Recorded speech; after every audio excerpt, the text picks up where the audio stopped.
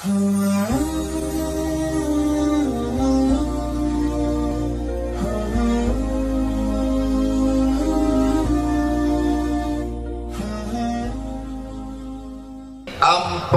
cara mendapatkan ketenangan.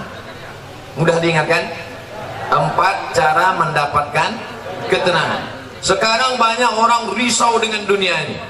Akhirnya untuk mencari ketenangan dimakannya pil anjing gila. Semua sekarang orang sedang takut. Yang kuliah takut tak lulus, yang sudah lulus takut tak kerja, yang udah kerja takut tak nikah, yang udah nikah takut tak bisa nikah sekali lagi. Ibu jangan dulu tersinggung, sebab istrinya meninggal. Mau marahan. Maka untuk mendatangkan ketenangan, inilah dia judul ceramah ini. 4 jurus mendatangkan ketenangan. Yang pertama, bagaimana supaya kita ini tenang? Jurus yang pertama adalah wudhu. Apa namanya? Wudhu. Sekarang yang diurus orang bukan wudhu, nasi wudhu. Wudhu. Makanya tadi ketika saya sampai di ruangan kantor Pak Kalapas, yang saya tanya, mana toilet? Kalau saya nanya toilet, disangka orang saya mau kencing. Enggak, saya mau berwudu. Tapi sebelum wudu itu kencing dulu. Makanya tak masuk akal ceramah Ustadz ini. Bagaimana pula wudu bisa menenangkan? Ketenangan itu letaknya di mana? Di hati. Yang memasukkan ketenangan ke hati itu siapa? Allah. Allah memasukkan ketenangan kalau orang itu berwudu. Makanya wudu dulu. Sah tak sholat kalau tak berwudu? Tidak. Haji kalau tak berwudu? Tidak sah, karena rukun haji ada tawaf. Tidak sah tawaf kalau tidak ada wudu. Oleh sebab itu maka wudu. Ustaz, gimana kalau dia berwudu tapi tak mandi wajib? Bongak lu. Mandi lah dulu. Mandi. Tapi bagi yang tak bisa mandi, maka bisa digantikan dengan tayamum. Tapi kita kaji wudhu dulu. Nah, wudhu yang pertama, ambil air, masukkan ke mulut, namanya madmadah. Yang kedua, sekaligus ke hidung. Masukkan ke hidung, tarik. Insya Allah yang flu-flu, yang pilek-pilek hilang. Tak percaya? Nanti ambil air. Sekarang bisa ambil air, masukkan, tarik kuat. Sakit Pak Ustaz? Iyalah, sakit. Masuk. Maka dengan menarik air ke otak itu membantu oksigen naik ke otak. Ini darah ini menyembur dari jantung. Coba rasa jantung sebelah kiri. Berdegup kan? Yang tak berdegup kasih tahu. Kain kapan siap dah? Jantung ini berdegup, yang disemburkannya ke otak ini oksigen. Oksigen itu dibawa darah. Kalau darah ini tidak sempurna, tersumbat dia karena banyak gula, namanya diabetes mellitus. Atau banyak lemaknya, namanya kolesterol. Maka terhalang dia sampai ke otak, kurang cairan naik ke otak, itulah disebut dengan stroke ringan. Saya sangka macam mau hujan, rupanya ada kamera di atas.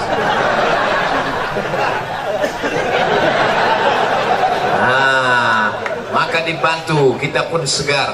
Makanya di restoran-restoran orang kaya-kaya yang hebat-hebat, yang mewah-mewah, yang mahal-mahal, ada di situ wastafel. Untuk apa? Sebelum makan cuci muka dulu. Kita pun kalau naik pesawat itu dikasih sama pramugari ada anduk kecil berasap. Bagi yang pertama kali disangkanya roti, dikunyahnya anduk. Padahal anduk kecil itu untuk cuci tangan. Anduk kecil yang berasap itu untuk cuci tangan, cuci muka. Rupanya orang-orang kaya itu cuci mukanya pakai anduk aja. Nah, maka kita pun diajarkan setelah bersih mulut, bersih hidung, bersih muka. Yang dibasuh muka ini mana? Sejengkal ke samping, sejengkal ke atas. Telinga dari paku kiri ke paku kanan. Ini dia paku. Yang telinganya tak berpaku, agak-agak aja. Dari ujung dagu sampai batas rambut di atas. Batas rambut yang normal.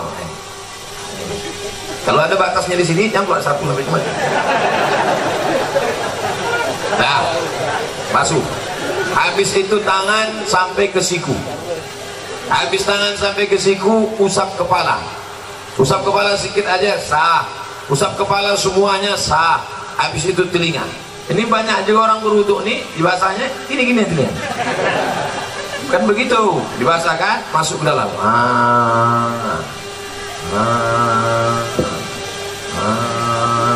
Jadi telinga itu bersih. Ini kadang ada orang ganteng, tengok telinga sarang Spiderman. Kotor, jorok. Habis itu kaki. Kaki ini bukan asal siram aja. Ini banyak orang berwudu nih, ibu putarnya keran, disipak-sipaknya aja. Wailun lil aqab, celaka tumit. Kenapa tumit itu celaka? Karena tumit tak basah. Maka dihidupkan keran. Kalau pakai keran, basah semua. Bagaimana celah-celah jari? Celah jari pakai kelingking. Celah basah semua 3 kali. Selama berwudu itu tak boleh cerita. Waktu air masuk ke mulut, makrifatnya, hakikatnya keluar dosa-dosa mulut. Waktu air membasuh muka, hakikatnya, makrifatnya keluar dosa-dosa biji mata sampai mulut, sampai hidung. Ketika air menyiram tangan, keluar dosa dari jari-jari tangan. Ketika air mengusap kepala sampai ke telinga, keluar dosa-dosa isi otak kepala sampai keluar dari lubang telinga. Ketika air menyiram kaki, keluarlah dosa-dosa dari celah jari-jari kaki, bersih. Artinya dosa bersih, tapi utang tak lunas. Kalau habis wudu, kapan kau bayar? Udah bersih dah. Bersih. Lalu kemudian berdoa, Allahumma ja'alni minat tawabin wa ja'alni minal mutatahhirin wa ja'alni min ibadikas sholihin. Selama berwudu tak boleh cerita. Jangan waktu wudu itu cerita. Ini banyak orang ketika wudu cerita. Itulah kamu udah bilang sama aku. Jangan. Akhirnya mampus lah kau kan. Waktu berwudu itu kalau ada orang ada cerita, diam. Gimana kamu? Bagi yang sudah berwudu, alhamdulillah. Bagi yang belum berwudu, nanti sebelum sholat wudu dulu. Ustaz Somad udah wudu? Udah sudah wudu. Tapi jangan gara-gara saya ceramahkan jaga wudu, lalu menahan kentut sampai biru muka. Ya mau kentut-kentut aja. Datang kawan sebelah, mak, lain baunya nih. Mohon maaf, friend, terlepas pula tadi. Jangan ditahan sampai mungkin letar. Ya mau kentut-kentut aja. Kebetulan dilarang di sini mengambil air berwudu. Tidak kan? Bebas, wudu bersih. Wudu. Cuman hati-hati. Kalau terkencing jangan sampai terpercik. Tadi di pintu toilet kamar mandi Pak kantor Kalapas disediakan sendal di luar. Sediakan sendal. Di tempat WC pakai sendal. Kenapa? Karena tapak kaki yang menginjak bekas kencing itu yang membuat kita was-was. Datang setan berbisik, wudu kau tak sah, wudu kau tak sah, wudu kau tak sah. Jadi kerja setan ini suka berbisik-bisik. Ayatnya jelas, allazi waswisu fi sudurin nas minal jinnati wan nas. Suka dia berbisik, wudu kau tak sah, wudu kau tak sah. Makanya kalau ada kawan yang suka berbisik, itu setan. Diam kau setan. Cara menghilangkan bisikan setan, jangan kasih pintu dia berbisik, maka pakai slop.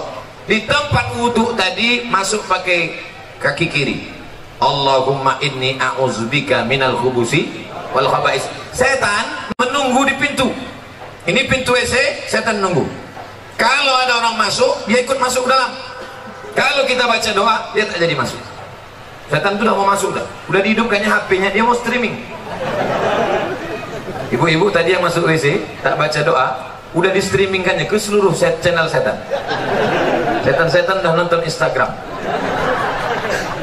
Hati-hati nanti masuk ke WC, baca langkah kaki kiri. Allahumma inni a'udzubika minal khubuthi wal khaba'is. Tadi ada air bak, ada air mengalir. Saya tampung air mengalir.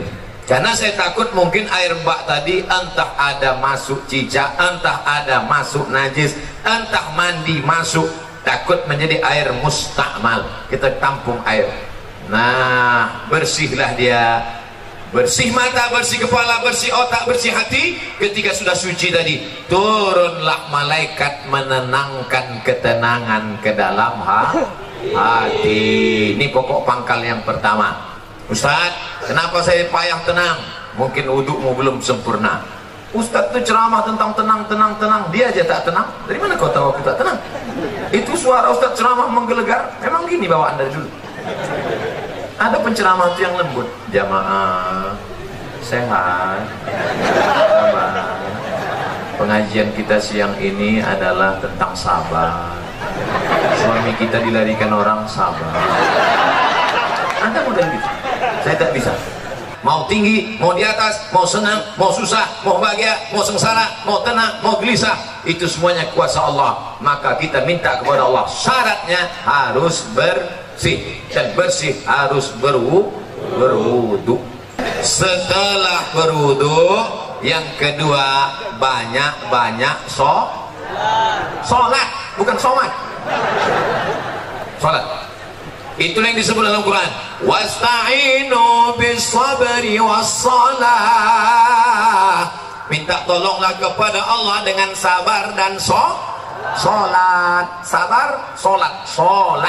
Maka sholat. Kebetulan pagi sholat duha. Usolli sunnatat duha rak'ataini lillahi ta'ala.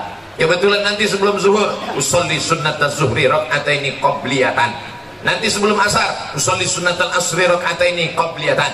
Nanti sebelum maghrib usolli sunnatal maghribi rak'ataini ba'diyatan qabliyatan. Ada. Habis itu sholat sunat isya qabliyah ba'diyah. Habis itu malam bangun usolli sunnatat tahajud. Dunia ini Bapak Ibu besar. Dunia ini besar.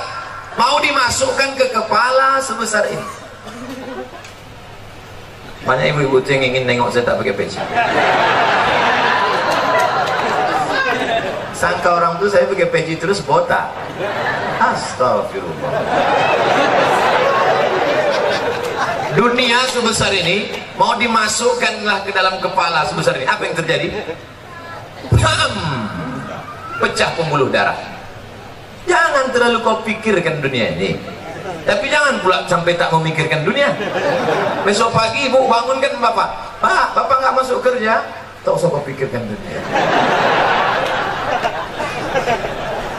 Dunianya harus dipikirkan, tapi jangan terlalu dipikirkan. Serahkan pada Allah. Besar masalahku ini, Allah maha besar. Allahu Akbar. Aku sedang susah, sedang stres, sedang depresi. Allahu Akbar kabira. Aku sekarang sudah tak dipuji orang lagi, sudah jauh tuh, sudah dihina orang. Walhamdulillahi katsira. Allah yang punya pujian. Aku sekarang sudah dihina orang, dijatuhkan orang, disepelekan orang. Wa subhanallahi bukratan wa asila.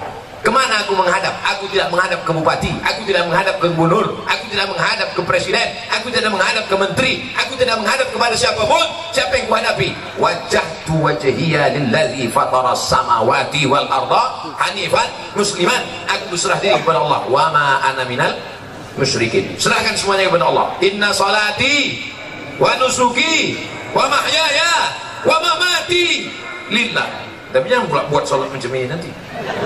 Dan buat sholat itu inna sholati wa nusuki. Takutnya ditegur kawan sholat. Tenang bro, macam iya aja. Nah, oleh sebab itu untuk menenangkan hati ini banyak-banyak sholat. Tapi wudhu tak sah kalau tak sholat. Makanya ibu yang selalu risau, ibu banyak sholat bu.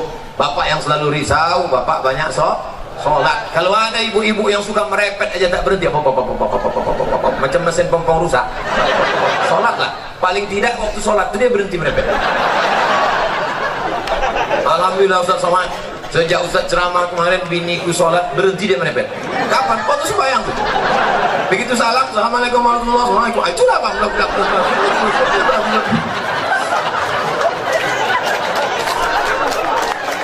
Ustaz minta enak, giliran merepet perempuan aja. Oke, kita balik kalau gitu. Kadang-kadang laki ini lebih parah perempuannya lagi.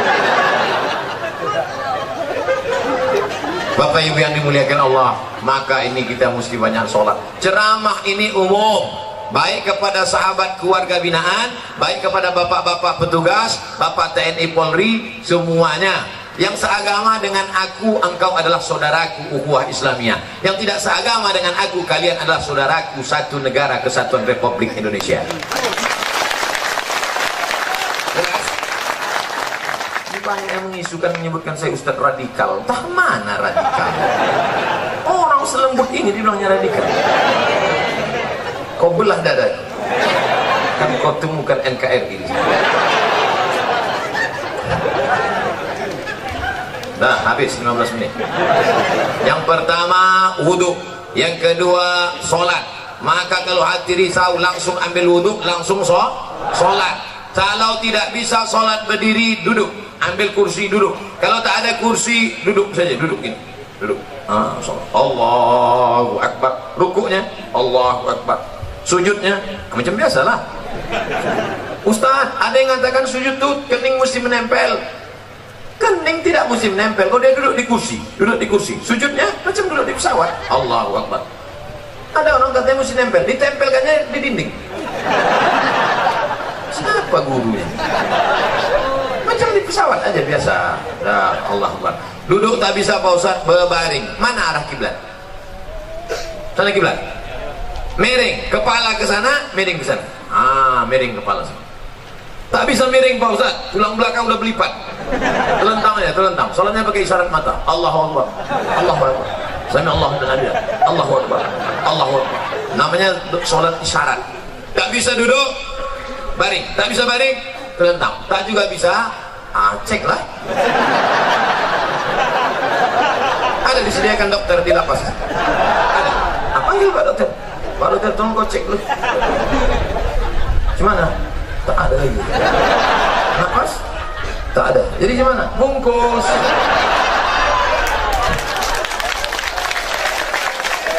Ayo kita sembahyang dengan rame. Sembahyang lah. Kau dulu yang tak mau sembahyang kan? Kami sembahyang kan kau sekarang. Kau dulu yang tak mau sholat kan? Dulu satu takbir kau tak mau, sekarang 4 kami kasih. Allahu Akbar, Fatihah. Allahu Akbar, salawat. Allahu Akbar, doa 1. Allahu Akbar, doa 2. Assalamualaikum warahmatullahi wabarakatuh. Kenapa Ustaz tak baca doanya lengkap? Untuk dia khusus diskon. Oleh sebab itu maka yang paling penting dalam hidup ini adalah sholat. Siapa yang tak sholat? Man taraka sholata muta'ammidan. Siapa yang meninggalkan sholat secara sengaja. Dalam sholat ada tak beda antara warga binaan dengan Pak Kanwil, dengan Pak Sekda, dengan Pak Ustadz? Ada beda? Sama. Semuanya menempelkan kening ke lantai. Tengok nanti kalau jadi kita sholat di sini. Jadi kita sholat. Semuanya menempelkan kening ke lantai. Allahu Akbar. Mentang-mentang pejabat tak mau tempel kening ke lantai. Ditempel kening ke tiang. Allahu Akbar. Mana sah salat? Oleh sebab itu maka semua masalah hidup ini kau selesaikan dengan sholat. Yang menjanjikan itu siapa? Allah. Wasta'inu bisabri wassalah. Sholat. Sudah berapa? Ada yang bilang 3. Mau cepat balik ya?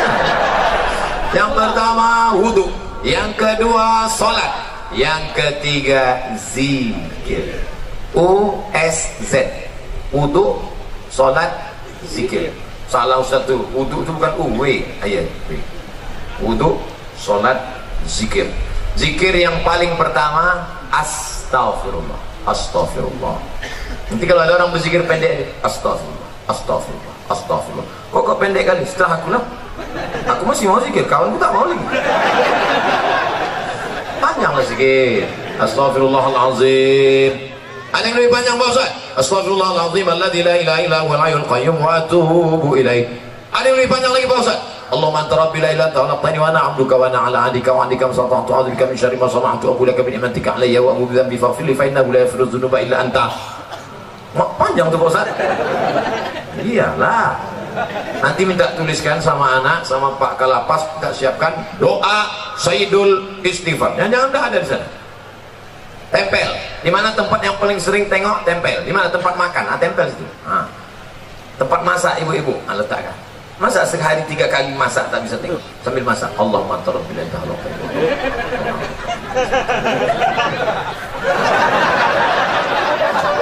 10 hari tak juga hafal, cabut, bakar, masukkan ke kopi, insya Allah TBC. Nah, paling rendah istighfar. Siapa yang banyak-banyak beristighfar, apa balasannya? Ja'alallahu lahu min kulli dhiqin makhraja. Kalau dadanya terasa sempit, dilapangkan Allah. Wa bikulli hammin faraja. Kalau hidupnya sulit, dimudahkan Allah. Wa razaqahu min haitsu la yahtasib. Dikasih Allah rezeki dari yang tak disangka. Saya tanya di antara bapak, siapa di sini yang punya sorban yang ada tulisan namanya? Ada?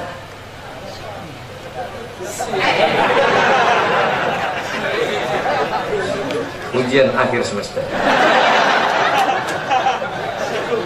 Dia mendapat rezeki dari yang tak disangka-sangka.